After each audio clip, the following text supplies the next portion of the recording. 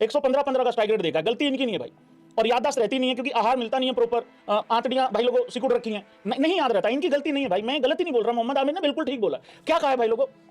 मुझे ऐसा लगता है, मतलब मोहम्मद आमिर को ऐसा लगता है कि अभिषेक सिर्फ एक स्लोगर है। देखो भाई मैं अपना पॉइंट ऑफ व्यू दे दूं इस लाइन पे, एग्री और डिसएग्री आप लोग कर सकते हैं। देखो स्लोगर तो इफ्तिकार अहमद भी है,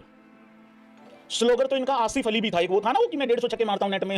याद है, जिसका कैच भी छूट गया था एक बार अर्शदीप से, थोड़ा रिमाइंड कराने के लिए मतलब बता रहा हूं, एग्जांपल दे रहा हूं, ठीक है। अभिषेक शर्मा जब साउथ अफ्रीका गया था ना, तो वो हर बॉल पे एक्चुअली छक्का मारने की कोशिश करता था, बिल्कुल करता था, लेकिन उसके बाद उसने बहुत सारी चीजें चेंज कर ली हैं। और एक और चीज, जो स्लोगर होते हैं ना, वो इतने बड़े बड़े शतक नहीं बनाया करते, इतनी बड़ी बड़ी पारियां नहीं खेला करते, स्लोगर सिर्फ 15 20 25 रन ज्यादातर मतलब इतने ही बनाते होते हैं, और वो इतनी लंबी लंबी पारियां नहीं खेलते, और ये तो बेइज्जती करवा के भी यार मुकर जाते हैं पाकिस्तानी तो यार भैया, उसे हर गेंद पर जोर लगाना पड़ता है। मैंने कहा ना इन बेचारों की गलती नहीं है, इनको चाहिए बाबर आजम जैसा टक करके यूं करके रोक ले, जोर ही ना लगाए। अरे जोर T20 में जोर ही लगाना पड़ता है, और बाउंड्री लाइन के बाहर अपने आप चला जाएगा बोलिए, छक्का अपने आप चला जाएगा, या बाबर आजम की तरह वहीं 15 गज के घेरे में खेलते रहो। भाई साहब बाबर आजम को इतने बड़े ग्राउंड की जरूरत नहीं है, मेरी बबरों पता क्या 75 गज में खेल लेगी, उसका ऐसा हिसाब है, 75 गज से बाहर बोल नहीं जाती इनकी, आदमी का घर भी चलो 100 200 गज का होता है। जिस दिन उसकी बल्लेबाजी चल जाती है ठीक है, वरना उसके फेल होने के चांसेस ज्यादा हैं। ये सुन रहे, मेरी बात सुन रहे, मेरी बात सुन, मोहम्मद आमिर ऐसे नहीं बोला करते भाई। देखो इसमें क्या होता है, जिस दिन उसकी चल जाती है वो ठीक, उसको कहते हैं रिस्क उठाने की एबिलिटी, रिस्क उठाने की एबिलिटी। अगर मैं बात करूं बाकी और किसी की, जैसे बाबर आजम को पकड़ लो भाई, इनका किंग है, वो सुपरस्टार है इनका सबसे बड़ा, इस करके बार बार उसको लाना हूं मैं, अदरवाइज मेरी बबरों के कूले तोड़ने का मेरा कोई प्लान नहीं है। देखो जो यार बाबर आजम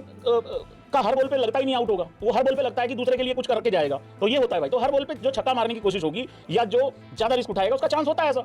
गड़बड़ है इनका हिसाब किताब। वे 8 में से एक बार रन बनाता है लिए भाई, इस पे तुम खुद गाली दे लो, मैं कसम से कह रहा, मैंने पहली लाइन पढ़ी थी, पहली लाइन मैंने पढ़ के सोचा था कि मैं इसको रखूंगा आज के टॉपिक में, आखिरी वाली मैं कसम से कह रहा हूं भाई साहब, गल्ले पे बैठा हूं, झूठ नहीं बोलूंगा, ये मैंने अभी तुम्हारे सामने पढ़ी भाई, तुम्हारे सामने पढ़ी है मैंने,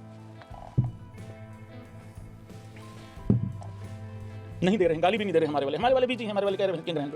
वे 8 में से एक बार रन बनाता है, मुझे नहीं लगता कि वो तकनीकी रूप से मजबूत है। ये फिर भाई गू खा के ही मानेंगे अभिषेक से, सॉरी बोलना पड़ेगा ये बात,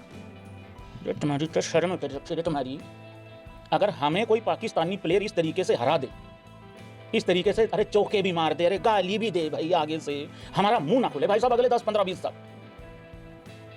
सबको लगता है 2021 में बाबर आजम और रिजवान ने हराया इंडिया को, घंटा ड्यू थी इतनी ज्यादा, उसके बाद क्यों नहीं हराया, इतने बड़े थे तो उसके बाद भी हरा लेते हैं, अगर इतने बड़े सुपरस्टार थे तो क्या हुआ, कुछ नहीं हो पाया ना, तो यही तो बात है फिर। हाँ तुम लोगों को इस तरीके से महा मुकाबले बताए जाएंगे, ये वो पाकिस्तान है, डोंट लाफ, ये वो पाकिस्तान है 2007 में खाली स्टंप दी थी इन लोगों को, खाली स्टंप दी थी, किलो मारो बॉल, इनसे खाली स्टंप पे एक बॉल नहीं लगी, किसी भी एक बॉलर से बॉल आउट हुआ था, और हमारे वाले इन लोगों से डरे हुए हैं। मालूम है बहुत टाइम हो गया है, बहुत समय हो गया है, लेकिन इनसे देखो मैं एक बात बता रहा हूं, भारत पाकिस्तान के मैच में आपका टैलेंट वैलेंट एक साइड रह जाता है, आप कितना प्रेशर हैंडल करोगे वो रह जाता है, और पाकिस्तान पिछले कई साल से बहुत सारे मैच जीते हुई सिचुएशन से हारी है, तो प्रेशर इंडिया बहुत, इतना प्रेशर ये लड़के आईपीएल में 2 महीने में झेलते हैं जितना पाकिस्तान 10 साल में नहीं झेलती। सो डोंट वरी, टेंशन मत लो, बिल्कुल खत्म कहानी, कोई दिक्कत वाली बात नहीं।